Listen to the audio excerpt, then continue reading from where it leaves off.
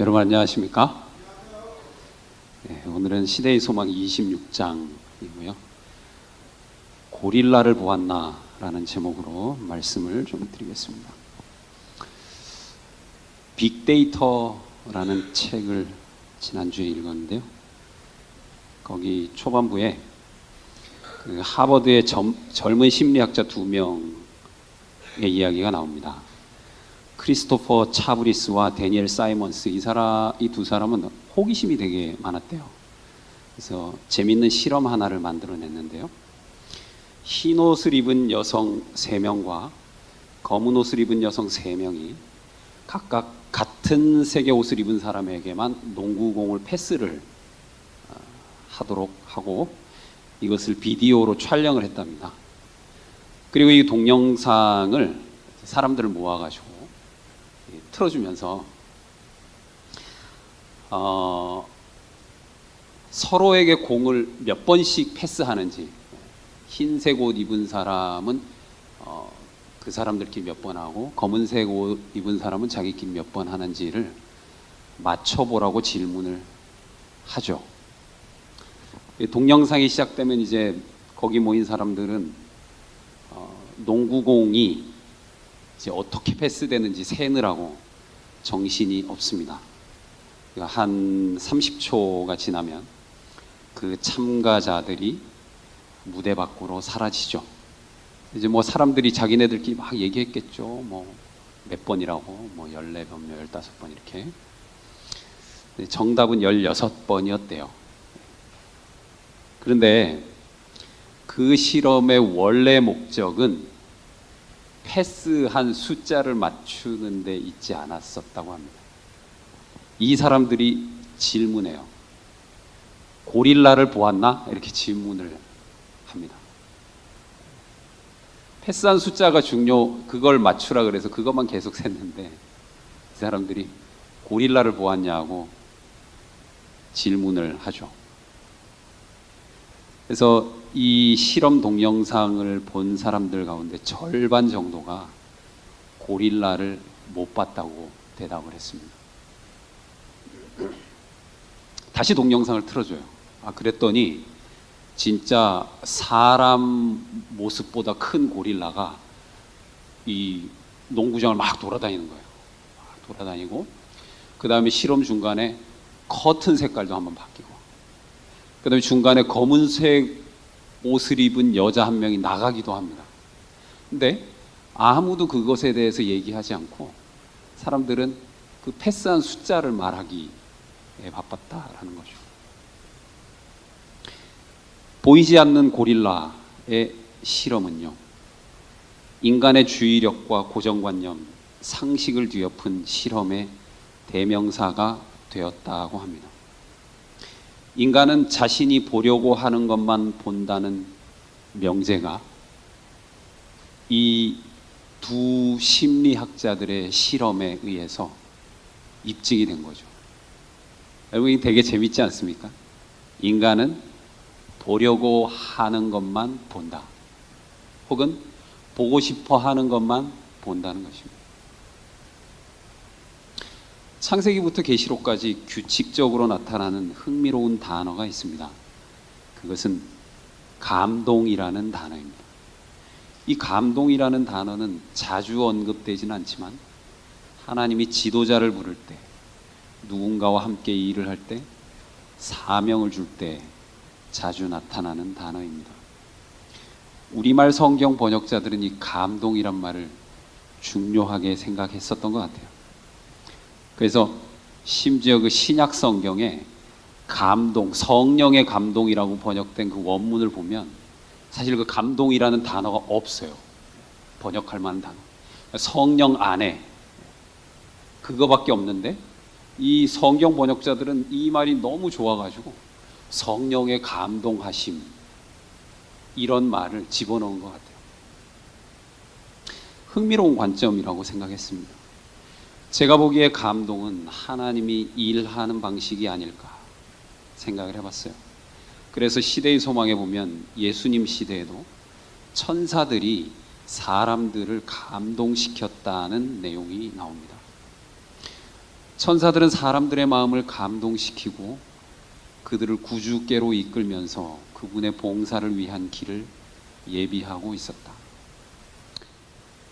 예수님도 그랬어요. 시대의 소망에 자주 예수님이 사람들의 심령을 감동시키셨다는 말씀이 계속 반복돼서 나와요. 여러분 한번 검색해서 보시면 그걸 볼 수 있을 겁니다. 그런데요, 감동이 중요해서 천사들이 일하는 방식도 감동이고 예수님도 그렇게 감동으로 일을 하셨는데 그 반대로 일한 사람들이 있었대요. 누구였을까요? 서기관들과 장로들의 가르침은 기계적으로 배운 교훈과 같이 냉랭하고 형식적이었다. 그들에게 하나님의 말씀은 생명력이 없었다. 그들 자신의 사상과 유전이 하나님의 말씀의 교훈을 대신하고 있었다. 그들은 습관적인 의식의 굴레 속에서 율법을 설명하노라 했지만 그들 자신의 마음이나 듣는 자들의 마음을 감동시킬 하나님께로부터 온 영감은 전혀 없었다. 이게 참 찔리는 말씀이에요. 이 사람들 이게 직업 아니겠습니까? 직업. 서기관들과 장로들. 맨날 얘기하는 게 성경이잖아요. 성경. 그런데 그들에게 하나님의 말씀은 생명력이 없었다 그랬어요. 흥미로운 일이에요. 그러니까 어떤 종교든 이게 이렇게 관습적으로 기계적으로 그 종교를 접하게 되면 이제 감동이 사라지고 의무만 남는 거죠. 기독교는 어떤 종교일까요? 저는 감동의 종교라고 생각합니다. 하나님의 말씀, 성경이 어떻게 기록되었죠? 모든 성경은 하나님의 감동으로 되었다 그랬어요. 이 하나님의 감동이란 말이 하나님 데오스 불어넣다 푸뉴마토스예요. 직역하면 하나님의 불어넣으심으로 되었다 그렇게 해도 되는데 감동하심으로 되었다 그랬습니다. 저는 이런 번역이 참 좋아요. 근데 여러분 한번 냉정하게 생각을 해보시죠. 이 감동이라는 게 조직의 보스에게는 좋은 겁니까? 아니면 부담스러운 겁니까?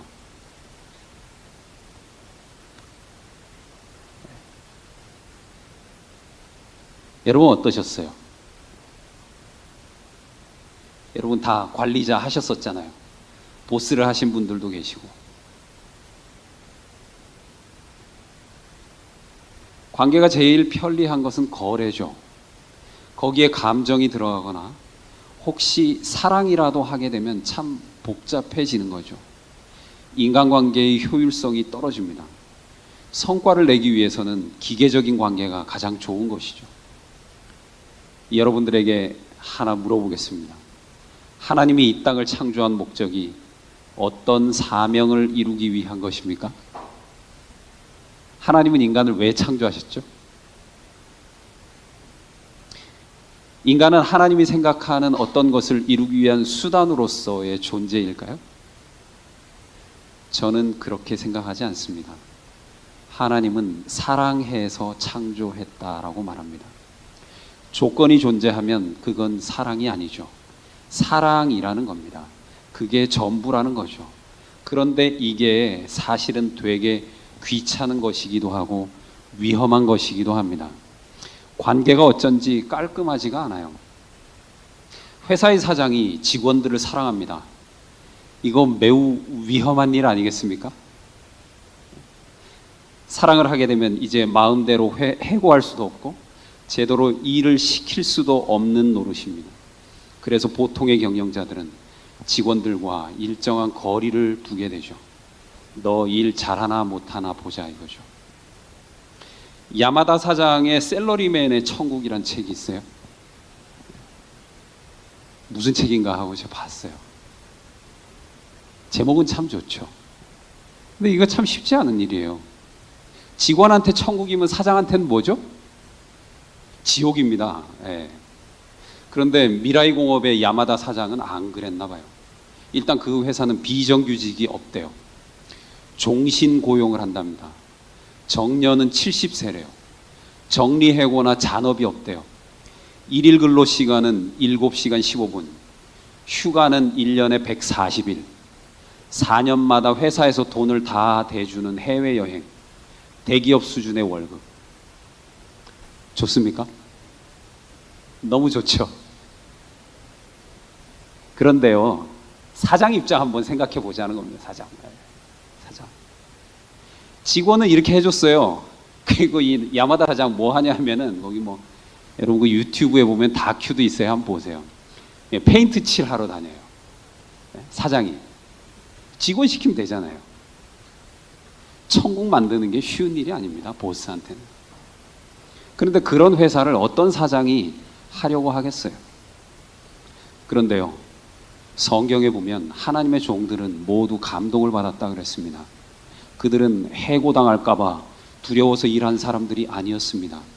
천국 못 갈까봐 겁나서 하는 건 전도가 아니라는 말입니다. 지도자들, 사사들, 왕들 출중할수록 하나님의 감동을 받았다는 것이 두드러지게 나타납니다. 우리 집에 법이 한 가지 있어요. 우리 아이들에게. 얘들아, 청소를 하면 용돈을 준다. 그게 우리 집의 법입니다. 제 아내의 법이죠. 근데 안 주는 걸 못 봤어요. 법을 지키려면 어떻게 해야 됩니까? 줘야 돼요? 안 줘야 돼요? 근데 왜 주는 거죠?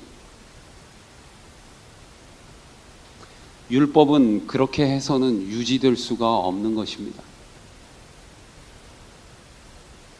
우리가 자비를 많이 말하는데요. 법은 지키라고 있는 것인데 거기에 자비라는 게 껴들면 골치 아파지는 거죠. 그런데요, 사실은 법이라고 하는 것이 왜 존재하는지를 생각해 보면 이상할 일도 아니라는 것입니다. 물론 율법 중요하죠. 왜 중요하죠? 하나님의 사랑을 담았기 때문 아니겠습니까? 법이 중요한 이유는 하나님의 사랑이 이 우주에 가득하기를 원하기 때문이 아니겠습니까? 그런데 기독교 중에서도 율법을 가장 중요하게 생각한다는 제7일 안식일 예수재림교회에 사랑이 없다고 이야기를 하는 어떤 사람들이 있어요. 왜 그럴까요? 고릴라를 놓치는 겁니다. 고릴라를 놓치는 거예요. 법이 왜 존재하는지 그 이유를 묻지 않는 겁니다. 우리가 먼저 세워야 할 것은 사랑입니다. 감동인 것입니다. 그런데 어떤 사람들은 사랑을 세울 생각을 하지 않고 법을 세울 생각을 해요. 글자는 생명력이 없는 것입니다. 살리는 것은 영입니다. 감동인 것입니다. 감동. 이 성경 창세기부터 요한계시록까지 정말 달달달달 파보세요. 만약에 그것이 내 머릿속에 들어온 그냥 빅데이터, 데이터로서의 성경이라면 아무 의미가 없는 거예요. 그 말씀이 내게 의미가 있는 이유는 무엇입니까? 이 성경이 하나님의 감동하심으로 되었다라는 것을 우리가 느낄 수 있기 때문에 의미가 있는 것 아니겠습니까? 관계가 가까워지면 수직적인 관계에서 수평적인 관계가 됩니다. 이제는 거래로 이루어진 관계가 감동을 주고받는 관계로 변합니다. 권위로 이루어진 관계가 사랑이 충만한 관계로 변한다는 말입니다. 하나님 나라는 그런 것입니다. 그 나라는 거듭나지 않으면 볼 수 없는 나라입니다.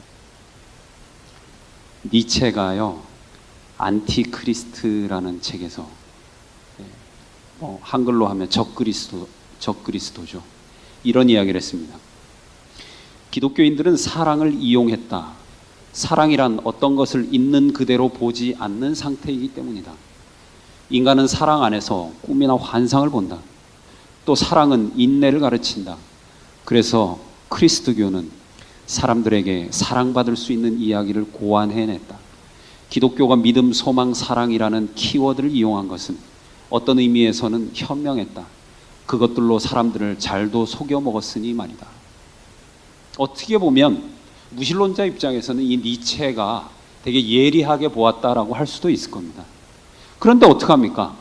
성경을 보면 사랑이 아니고서는 하나님을 설명할 수도 없고, 사랑이 아니고서는 이 기독교를 말할 수 없는 걸 어떡하겠습니까?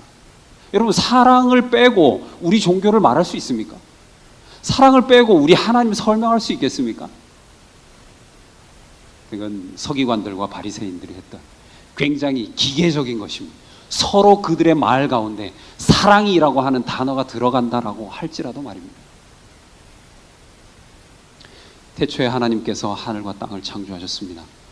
그런데 그 땅은 지금처럼 짜임새 있는 모습이 아니었고 생물 하나 없이 텅 비어 있었습니다. 어둠이 깊은 바다를 덮고 있었고 하나님의 영은 물 위에서 움직이고 계셨습니다. 쉬운 성경 창세기 1장 1절로 2절의 말씀입니다. 저는 이것을 이렇게 읽어봤습니다. 태초에 하나님의 감동하심이 물 위에서 움직이고 계셨습니다. 창조는 그런 것입니다. 하나님의 전능하심을 드러내기 위한 것이라기보다는 하나님 자신도 사랑에 감동되어 움직이셨다는 말입니다. 창조는 감동의 시작이었습니다. 감동에 의한 교감, 그것이 창세기부터 시작이 되었다는 거죠. 인간을 감동시키는 것입니다. 그리고 하나님은 그러한 감동이 인간이 숨을 쉬듯이 매 순간 일어나기를 바라고 계시는지도 모르겠어요. 그래서 하나님의 영과 숨과 쉬다라고 하는 말이 단어가 같아요. 다 루아흐입니다. 흥미로운 단어예요. 산 사람과 죽은 사람의 차이는 무엇일까요? 산 사람과 죽은 사람의 차이는 무엇이겠습니까? 호흡의 차이 아니겠습니까? 신앙도 마찬가지인 것 같아요. 감동이 사라지면 그것은 더 이상 신앙이라고 부르기 어려워지는 것입니다. 감동이 없이 기계적으로 진리를 전한 사람들, 어쩌면 문제는 내용의 문제가 아니었는지도 모릅니다. 그것은 진리를 바라보는 방식의 문제, 혹은 진리를 그저 듣고 말하느냐 아니면 진실로 체험하고 말하느냐의 차이인지도 모르겠습니다. 어떤 분들이 제게 가끔 와서 질문을 해요. 진리인데 왜 사람들이 받아들이지 못하는지 모르겠다고. 그것이 정말 진리의 문제였을까요? 전에도 한번 말씀드렸는데요. 제가 초등학교 6학년 때 초등 6년 안식일을 지키면서 얼마나 그 진리에 대해서 잘 배웠겠어요. 제가 삼육학교를 다니질 않았습니다. 소위 사회 학교를 다닌 거죠. 제 짝꿍이 제가 토요일마다 결석하니까 신기해했어요. 그리고 어느 날 갑자기 공부를 해갖고 왔습니다. 안식교가 이단인 이유에 대해서. 제가 어떻게 했을까요? 저도 가서 성경을 펴가지고 제 친구를 성경으로 박살을 냈어요. 진리는 잘 전했습니다. 그런데 그 친구 어떻게 되었을까요? 그때의 사건이 가끔 생각이 나요. 나는 정말 잘한 것일까? 우리 신앙이라고 하는 것은 도대체 무엇일까? 어쩌면 우리가 신앙 하는데 패스에 집중하다가 고릴라를 놓치는 일이 많지는 않은가? 그런 생각을 해보게 되는 것이죠. 감동은 스스로 만들어낼 수 있는 것이 아닙니다. 하나님으로부터 오는 것이죠. 영원한 존재로부터 오는 영원함의 일부인 것입니다. 그러므로 지속적인 감동은 영원한 것에 대한 관심에서 옵니다. 우리는 신앙을 하다가 자주 잊어요. 기독교가 감동의 종교라는 것을. 신앙의 정석은, 전도의 정석은 감동에서부터 이르러 온다는 것을 여러분 오늘 꼭 기억해 주십시오. 감동이 없으면 신앙생활 아무것도 아닙니다. 찬송하시겠습니다. 하나님 아버지, 우리를 사랑해 주셔서 감사합니다. 우리를 또 그 사랑으로 감동시켜 주신 것 감사합니다. 가끔 우리가 그 확신이 희미해지고 바쁜 삶 가운데서 하나님의 감동하심을 잊어버릴 때 다시 기억할 수 있도록 우리를 감동시켜 주시고, 오늘 이 안식일에도 하나님에 의해서 감동받는, 또 그 감동으로 주 날개 밑에서 안식하는 우리 모두가 될 수 있도록 도와주십시오. 안식이 없는 이 지구의 모든 백성들, 연약한 사람들, 아웃사이더, 비주류, 난민들, 아픈 사람들 기억하여 주시고, 하나님께서 그들에게도 감동시켜 주십시오. 예수님 이름으로 기도드립니다. 아멘.